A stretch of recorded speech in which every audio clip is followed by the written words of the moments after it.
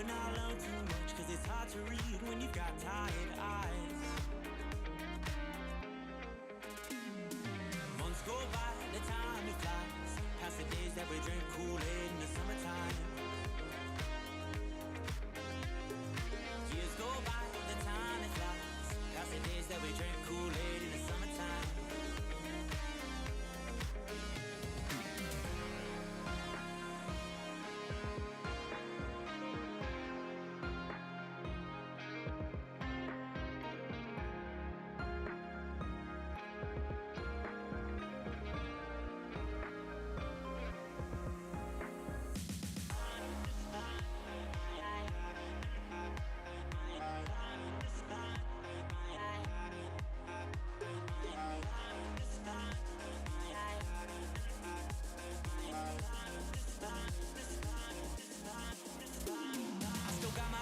They've been with me for some time, and it's nice to know that they still by my side. Friends are like stars, cause no matter how far, when it's dark outside, they will be your light. Hello. Hey, chat. Yo. Sorry, by the way, we're running late. It's 100% my fault. I literally stopped looking at time as we're going through. We were having some good talks off screen. Alex, you got some fans in chat already for you. Hey, nice. Yeah, I know the Ben and Isabel. fans are all over it, so we're excited. Nice. All right. So. Alex, when are you guys flying out for champs? Yeah, we got a lot of people going down Tuesday. Okay. The rest will follow up Wednesday. I'm actually heading down Wednesday morning early. Gotcha. So I'll get there just in time for all the festivities. Nice. Connor, when are you What coming you guys down? said? Yeah. I'm flying out Sunday. Oh, nice. That's right. Yeah. You're going to Romanauts, right? Yeah, I'm gonna go to Robotics. I'm gonna turn this into a little mini vacation, you know. Yeah, good. Do for some you. sightseeing and shit. You know, Nice. one of them being go to a Buc-ee's, if you want to call that sightseeing. There you go. We don't have cool stuff here in New England, so it's Dude, That's we are funny. completely randomly getting a Buc-ee's in Wisconsin. nice. Interesting. It would be like by far the most northern Buc-ee's like ever by like 800 miles or something like that.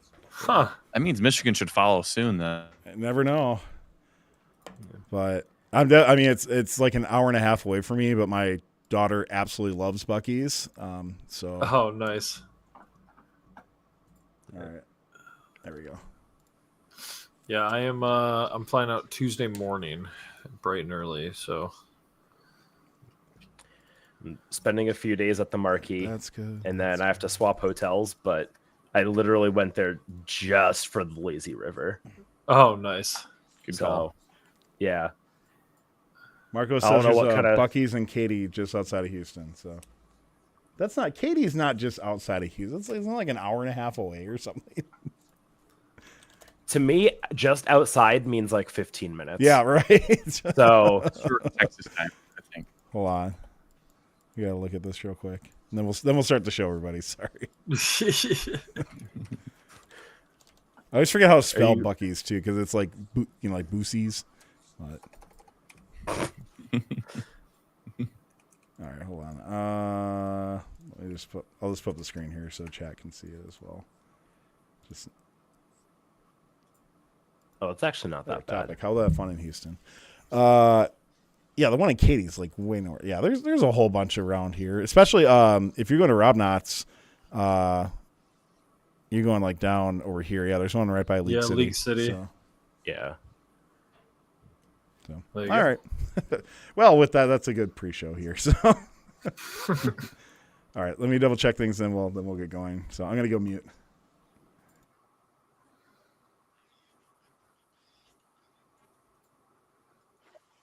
Yep. Mm-hmm. Well, here we are. The week 6 of Crescendo is officially passed, and all of the regular season events have concluded.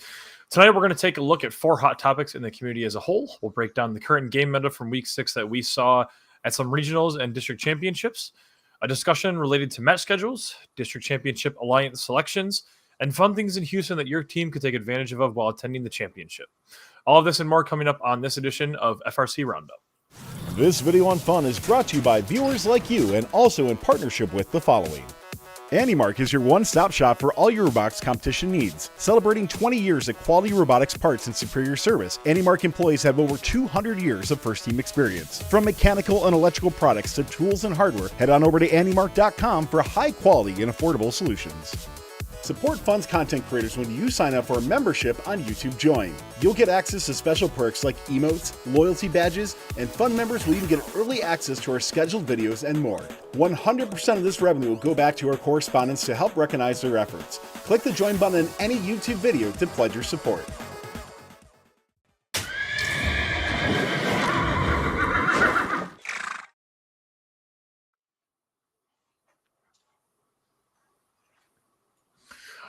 Welcome to the show. If you have not caught our show previously, FRC Roundup is where we take a look at important topics currently happening in FRC, highlight some discussion points about events that may have happened, strategy, or anything that correlates with FRC. If you, the Fun community, think there's a topic that we should discuss on FRC Roundup, please feel free to ping me on the Fun Discord, and I'll be more than happy to take a look at it. If you're not familiar with me, my name is Nick Mathis, and I'm currently in the 1st in Michigan region and a mentor on Team 33, the Killer Bees. And I'm Connor McBride, mentor for Team 166 Chop Shop and an MC and game announcer in the New England District. Our guest tonight is Alex Haltom. Alex is the director of IT at Hemlock Schools and the drive coach for Michigan State Champs Team 5712 Hemlock's Gray Matter. Alex, welcome to the show.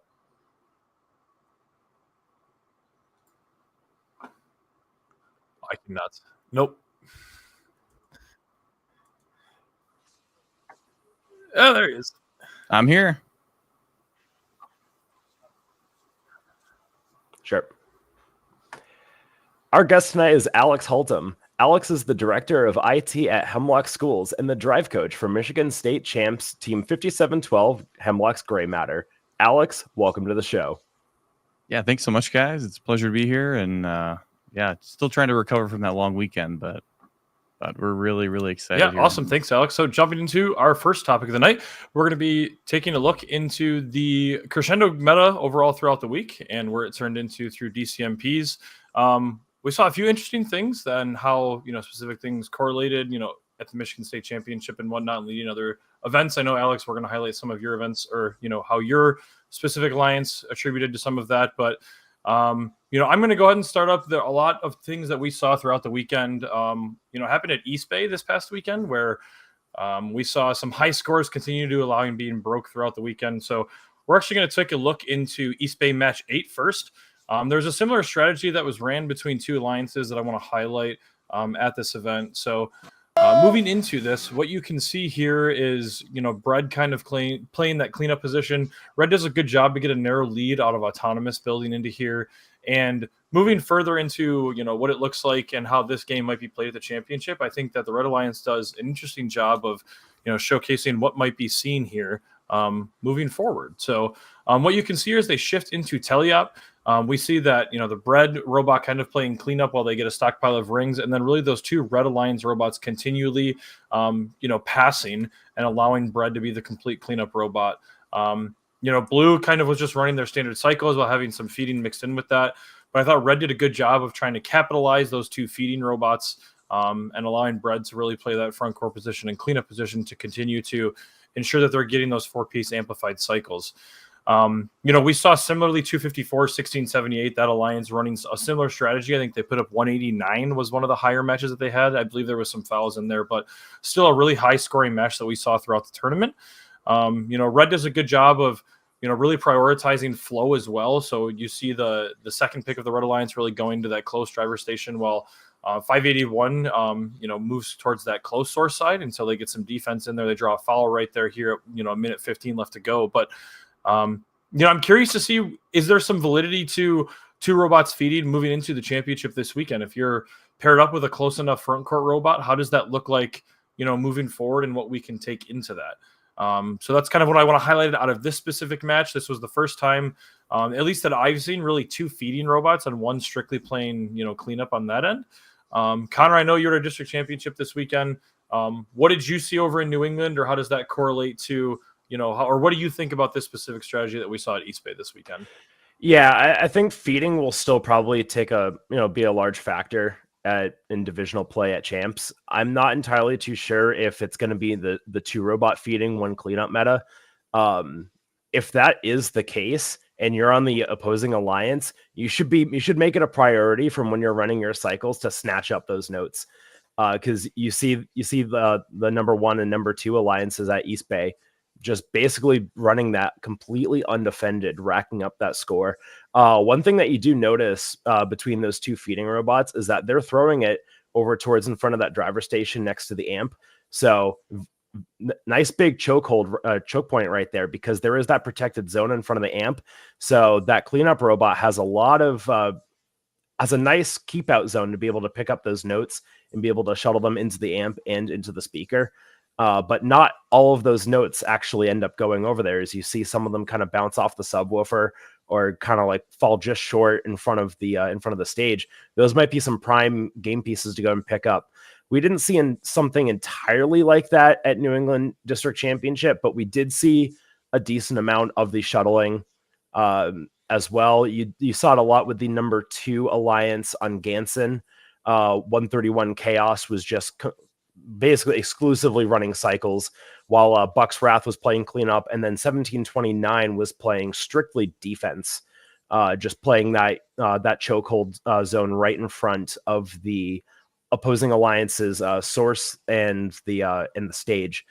And then there are a few other my alliance did that as well at champs. It worked out pretty well for us. We were able to win a few matches off of it as the 8th seed, so knocking the 1 seed down to the lower bracket. So it's an effective strategy if you can play your cards right, but oh my god, you need to be on point the entire time. Sure. Yep, absolutely. We are believed to be having a quick audio issue, so we wanted to try and fix this with Tyler briefly before we continue. Yeah, Chad, fourth wall break here. Let's fix a couple things real quick on our end before we move forward. So apologize about the delay on this. Alex, Connor, and Nick, I'm going to have you all disconnect, reconnect, and let's see if we can fix everything. Okay. MSTA Acorn, this is not recap, so you won't hear coverage on every event. This is more meta discussion. So recap will be out tomorrow. Tyler, can you hear me okay? Hold on a second. Let's get everybody in first. Okay, so I can see everybody. Can Nick say something? Yep. Hello? Okay. Alex and Connor, you can hear? Yep. Okay. Yep. All right, Alex, say something. Hello. Okay. Cool. So, Alex, Got your video on VDO just went out again, and I just lost you again on there. So, can you hear me? Yeah, I got you. Yeah. So, Word, his video's fine for me. You see him in same. video right now? I see him in video and in Okay. your shared screen. Well, that's good enough. Then I'll run with that. And Connor, I'm assuming everybody can hear you. Yep. Okay. All right. Give me just a second, real quick, before we continue on. I just need to make a mark. Okay. Yeah.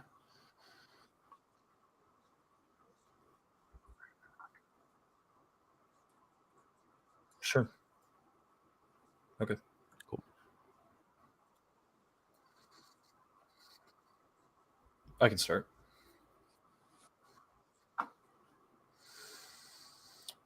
Yeah, and one thing else I wanted to correlate, too, we saw some very high scores over in Peachtree, which I was really encouraged to see from that district specifically. I believe we saw upwards of 160. I know, during Saturday of MSC, that was one of the things that I saw. I was like, 160 in Peachtree, because we thought, I believed at one point Michigan had the highest world score in elims for like 5 or 10 minutes or something like that. I believe 35-38 had set it over on consumers.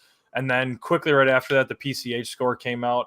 Where they were utilizing a similar feeding strategy, but having a large stockpile of notes moving into that way. So excited to see that from Peachtree as well. I know Ontario, we saw a lot of high scores. PNW, we saw a lot of high scores. And I think that's really just the nature of this game where, we're moving forward into more competitive events and, other regionals that happen throughout the weekend. And, I'm excited to see where this game's going to evolve into the championship. But Alex, I know I saw you this past weekend at the Michigan State Championship. Congrats again on your big win.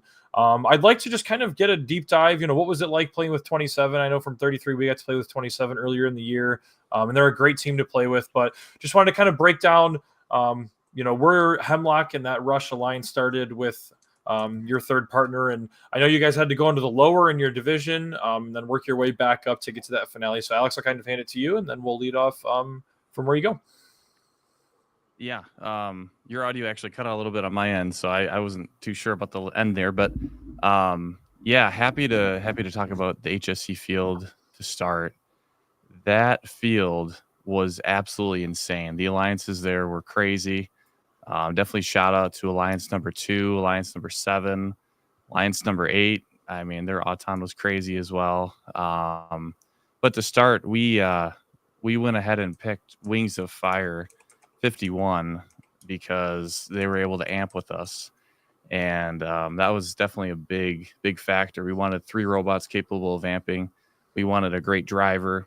We wanted them to be able to double climb with us and rush, and then also being able to have a compatible auto and or able to make one on the fly. So our strategy going into HSC field was 3 offense, and basically it was 3 lanes of robot traffic, and we were able to basically continue that up until we played Alliance. I believe it was Alliance number 7 that knocked us down into the lower bracket, and then finally in match 13 in the lower bracket, we had to switch things up a little bit about halfway through the match. With a minute left, we were sorry, jumping around a little bit, Tyler, but in match 13, we had to switch it up. Wings of Fire had to play a little bit of defense in order to get that lead back. So it's just absolutely insane. And one thing that it's very hard to tell in this match, but we actually didn't have vision this entire match. So all those shots are manual, and that's also why our Auton missed. So absolutely crazy comeback, and it was just an absolute thrill to get out of that match alone.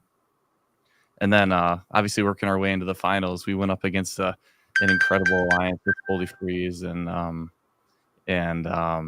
believe it was Tractor Technicians. So absolutely thrilled to play against those guys, and could not be happier. And then finally in Fimstein's, we decided to keep the same strategy moving forward, the 3 offense strategy. And we decided that if we encountered feeding, we decided do a little bit of bump and run action. And beyond that, same strategy throughout. And obviously at 76-60, they really shook things up for us playing defense.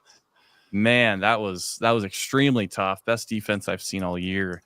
Like no doubt about it. They shut down Rush for a considerable amount of time. They shut down us, Wings.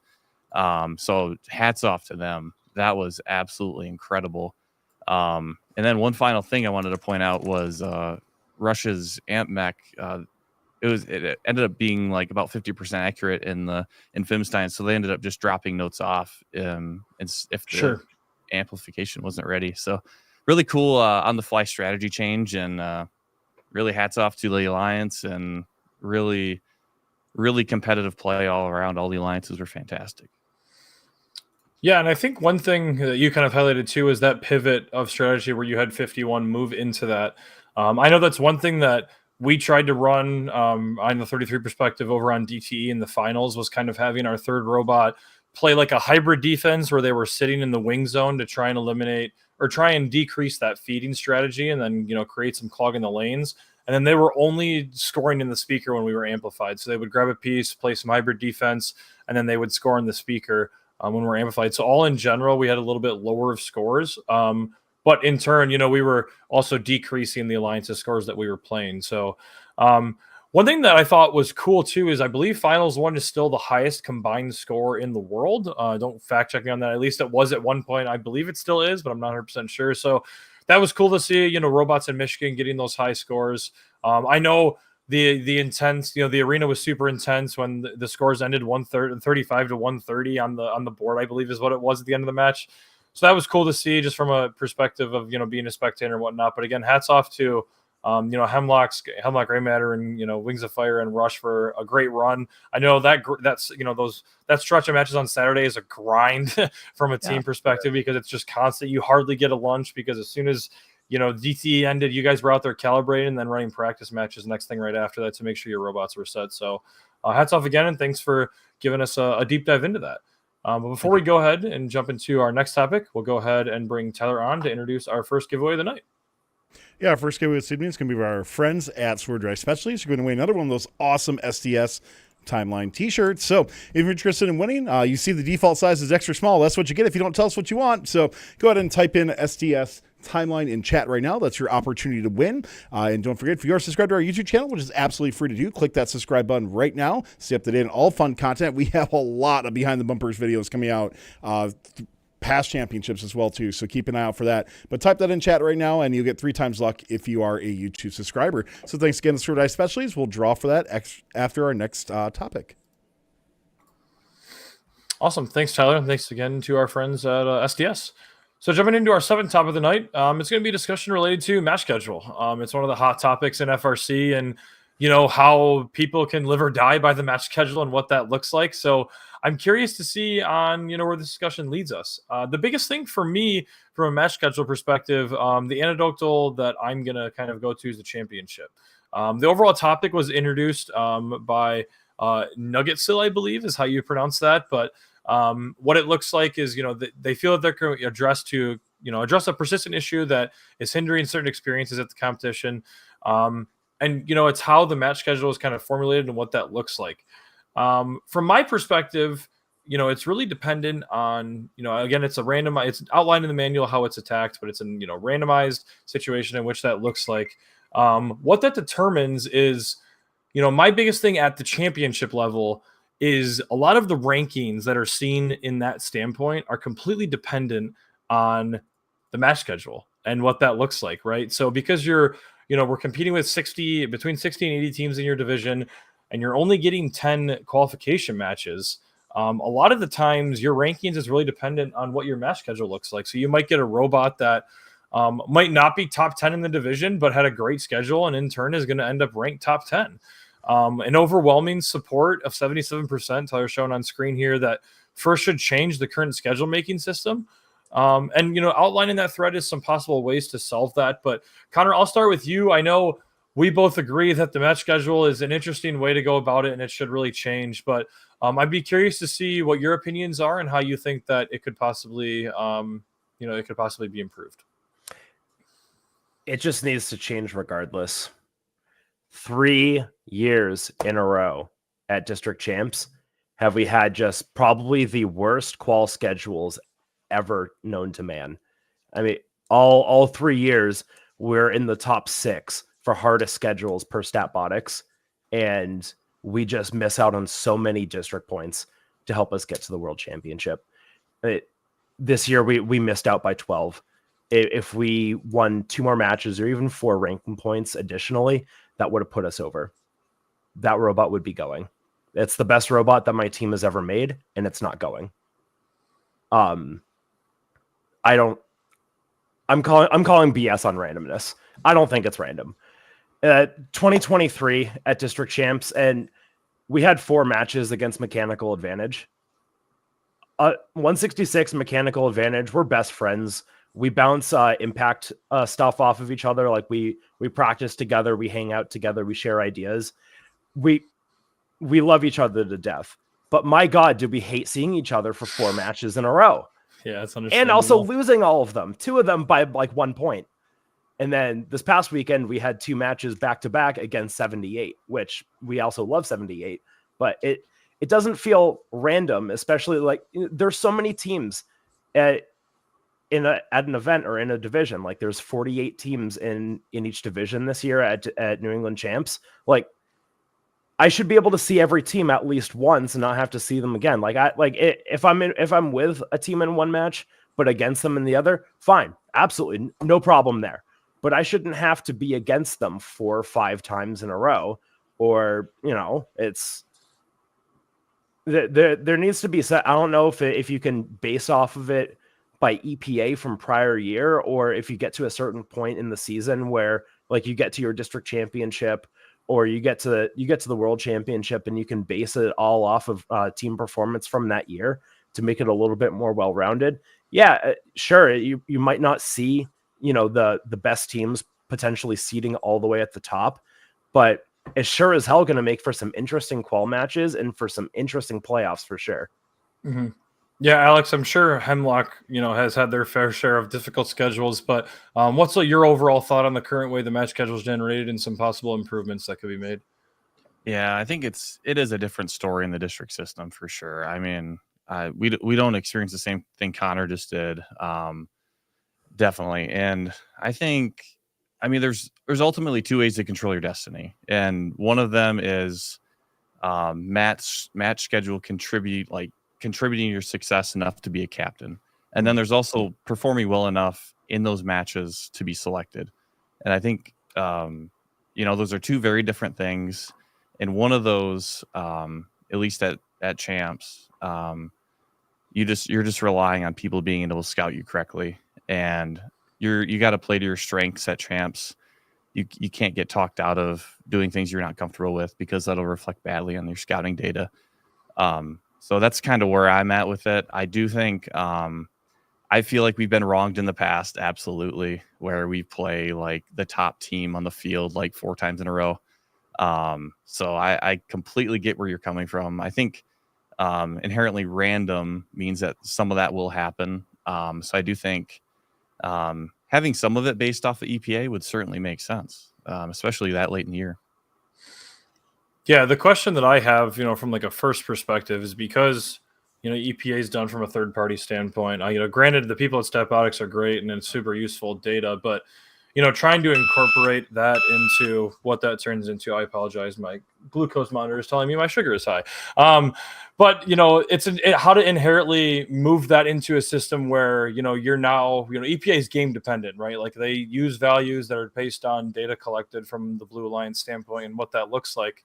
So I'd be curious to see how they could incorporate that. But I agree with Alex, because it is random, inherently you're going to get some of those opportunities. And that doesn't make it right. I agree with you, Connor. Unfortunately, there are scenarios that your team goes through where you're stuck playing for, you're playing 4 of the most elite teams at the event and you're not with them ever. I know when I was with 4130, that's how I always felt when the match schedule. We were always against the elite teams and never got to play with the elite teams, which is, an unfortunate perspective. But I think this is definitely the list of, that could, in general move forward and what that looks like on how to, improvise it. But, Sean McNulty, you're welcome for covering the subject. Appreciate you creating the thread to bring a good discussion point. But with that being said, before we go ahead and jump into our third topic of the night, we're going to go ahead and bring Tyler back on to draw for that giveaway and hear from our friends at Andy Mark.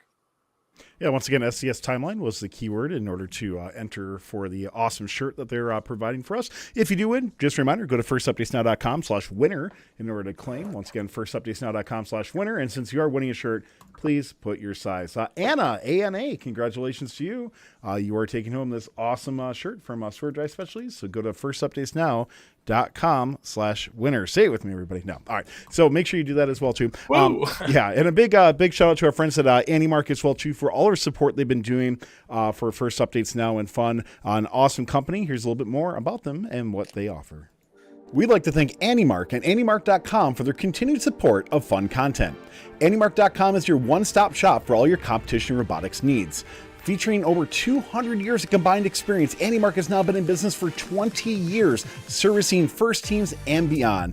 From electrical and mechanical, anything you may need, go to AndyMark.com to see how they can help your team and to get some of the best quality parts and the superior service that your team deserves.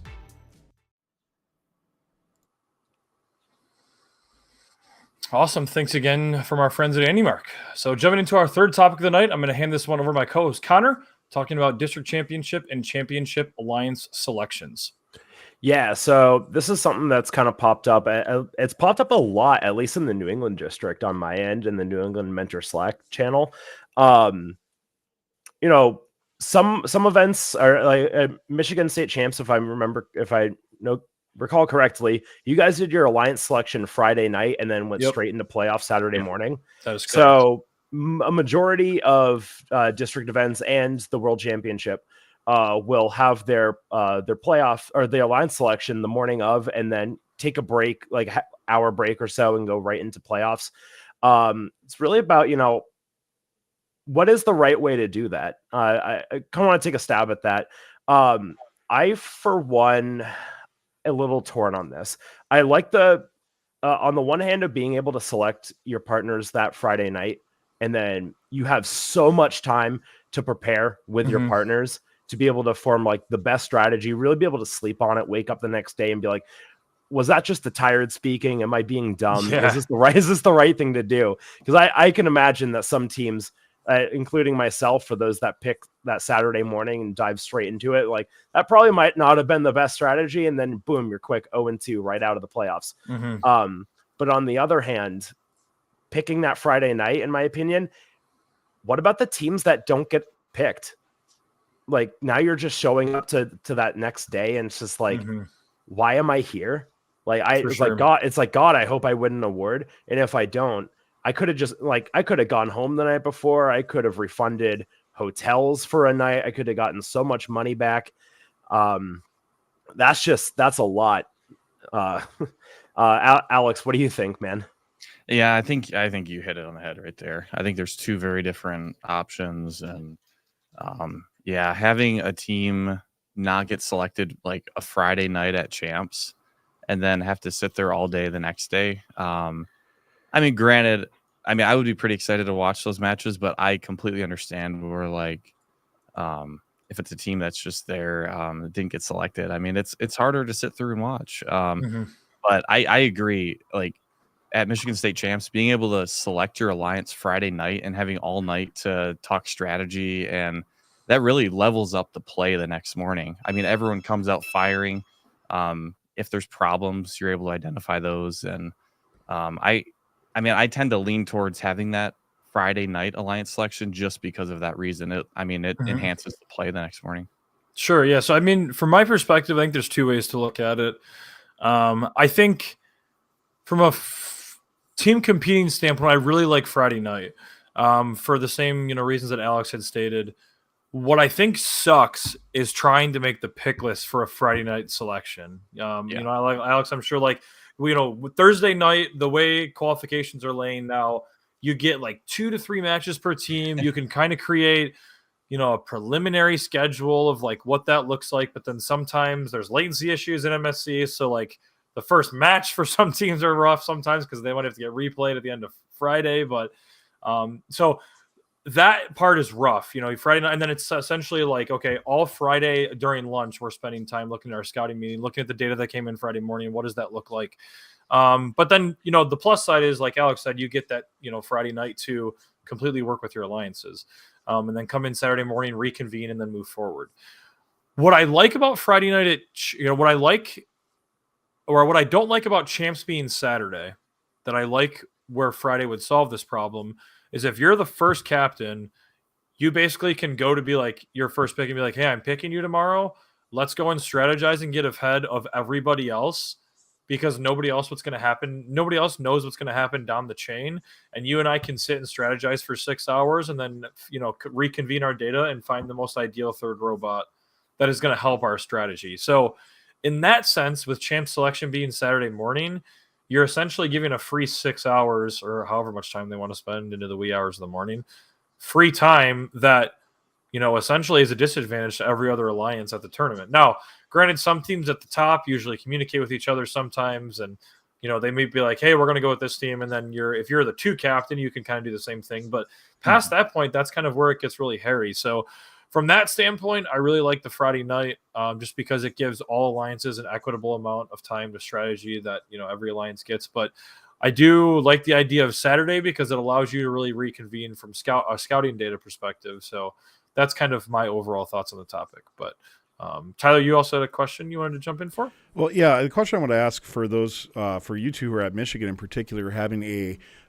Friday night alliance selection was, did you notice like a significant less number of teams attending on Saturday, with a lot of teams like not being qualified? Like, I know there's always people like, we're going to stick around for awards, but in my experience, at least reality, some teams do go home, and I'm not saying that's good or bad or anything like that, but did either one of you notice a discernible difference in that at all? So I had noticed there was a couple teams across the pit aisle from us that went home, but to be honest with you, and like, I don't mean any ill will by this, but the teams that do go home, they're really just making room for all of the extra people that come Saturday at MSC. Like Alex, like the stands are rough on Thursday and Friday, there is apps like we are creating like fire hazard codes on Saturday at MSC because of how many people are there. Like there are thousands and thousands of people, at the event. You're walking a half a mile from the venue to park, so that way you can walk. Like the university campus has shuttles running from a mile and a half away because there's no more parking near the rider center of where the event's at. So, Alex, did you notice anything on the HSC field of people leaving early? No, I really didn't. I think there may have been just a handful of teams, maybe not less than a handful of teams that left early, like cleared out their pits. But looking at the stands, there's no way you'd be able to tell. I mean, it was way more packed Saturday. There's just no doubt in my mind, and way louder than Friday, as always. For sure. Yeah, Connor, do you guys do line selection Friday night or Saturday morning? We do it Saturday morning. Okay. So it's kind of interesting because you said that you're like, you'll kind of like figure out like the first pick or like the second pick. When I went to bed Friday night, I knew the first 5 picks on my division. Oh, there you go. So it was funny sitting there with my students, and I would be like, I bet you $20, but I didn't actually like obviously bet, but I'm like, I bet you $20 I know who the first 5 are, and I just list them off in order, and they just watch it go down in the line, and they're just like, "That's why funny. does he know so much?" And I was just like, "I have friends." It's all about who you know, not what you know. Exactly. Right? So, interesting. So, how much time do they give you in between a line selection and when matches started? I think we had about an hour and a half. So okay. Typically it was a little bit more than what we got at like our district qualifying events. Sometimes for that it was like 45 to an hour. I almost kind of forgot didn't realize how much time I had at district champs, because it was like we went through our match strategy before we broke down our pit and brought it closer to our field. And then we finished everything up, and I checked the time, like, all right, I guess I can like go get breakfast or something, or order Domino's, have it delivered in 30 minutes. Like, I had a lot of time. It was nice. For sure. Awesome. All right. Well, before we go ahead and jump into our final topic of the night, we'll go ahead and bring Tyler back on to introduce our second giveaway of the night from Cross the Road Electronics. Yeah, our friends at CTRE are giving away another one of those Phoenix Pro licenses that can be good for the 2025 season. By the way, if you do win this, CTRE will send you an email as well, too, to get some additional details. So just a heads up for that. So go ahead and type in excellent, something like that. However it's spelled out there. Type that out, and that's what you're going to put in chat in order to win for that as well. CTRE is finger licking good, and they do have their Ship the Champs available. So make sure you, if you are attending championships, make sure you check out their Ship the Champs as well too. So their prompt for us, by the way, is to add in chicken puns. So we'll try to add some in as well too. So type in excellent. That's your keyword. I will draw for that in a little bit. Oh, that was a good one. I'll give you props for that one, Tyler. All right, final topic of the night. We're going to let Connor go ahead and lead this one as well. But we're going to talk about some fun things in Houston for your team to do if you have qualified for the championship next week. So you qualified for Houston, or maybe you're just going as a spectator like me. So a lot of teams will come in, or spectators will come in like a couple days before, maybe spend like a day or two after champs. It's a big experience for a lot of teams. They're traveling to a place that they don't really ever get to go to, or maybe this is their first time, or you're a team this is your first time you've qualified for the championship, and you got students who have never left home, or like this is their first flight somewhere. Like this is going to be a time to remember. So you want to go and do some fun stuff. So we have provided an awesome website called TripAdvisor, which is showing some of the top things that you can do as a group. So you have like the Museum of Natural Science. Everyone loves the Space Center Houston. There's a zoo. There's an aquarium. You could go to a Buc-ee's. You can go to a Buc-ee's. You can go to a Buc-ee's, and I'm going to go to a Buc-ee's. I rented a Tesla for a few days, and I am excited. So.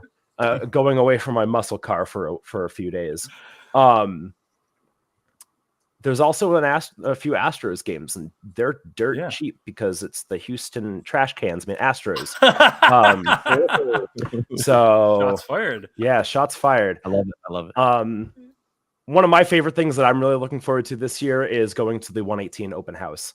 That's something that 118 opened their doors last year, and they're doing it not once but twice this year, once before and once after champs, and I can't wait to take a tour of their facility Tuesday night and see a bunch of people. So Nick, what do you like to do in Houston when you go? Yeah, so the past 2 years we've flown in. We as in 33 have flown in Tuesday morning and allowed the kids to kind of have a day to get situated to being back in Houston.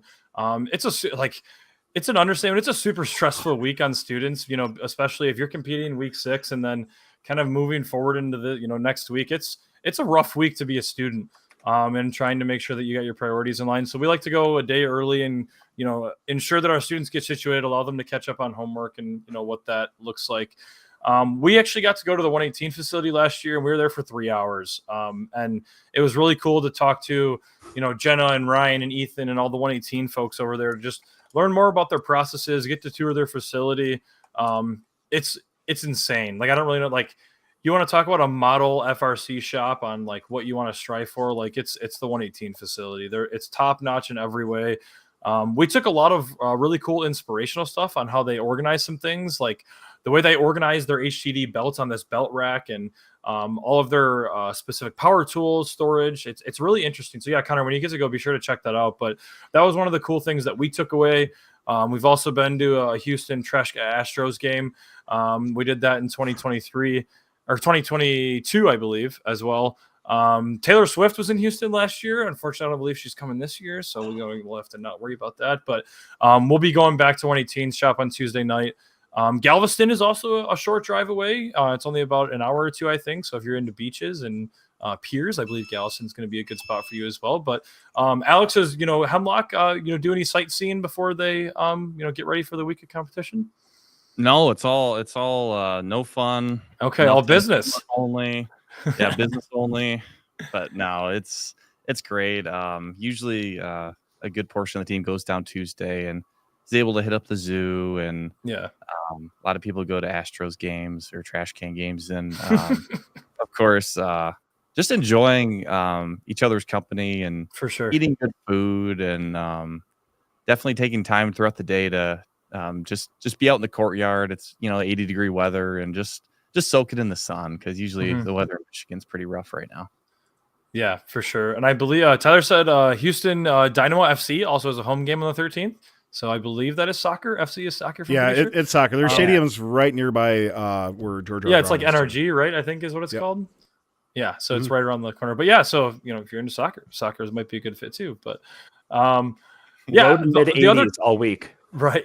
Okay, that's cool. Wow. The good thing is if you're into food and you like barbecue, Texas is your spot. There's some great barbecue spots also around around George R. Brown if you haven't got a chance to take a look. But before we go ahead and wrap up the show, let's go ahead and bring Tyler back on to draw for that giveaway that we mentioned earlier from CTR. Yeah, once again, excellent. I can't even say it right. It's the keyword once again for that.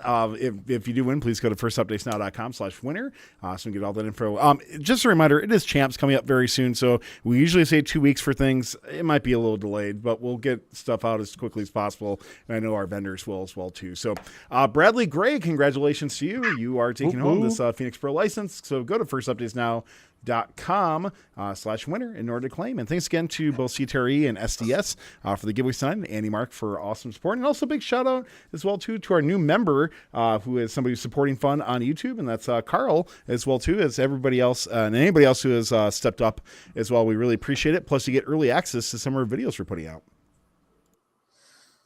Awesome. Thanks, Tyler. And thanks again to our friends at CTRE.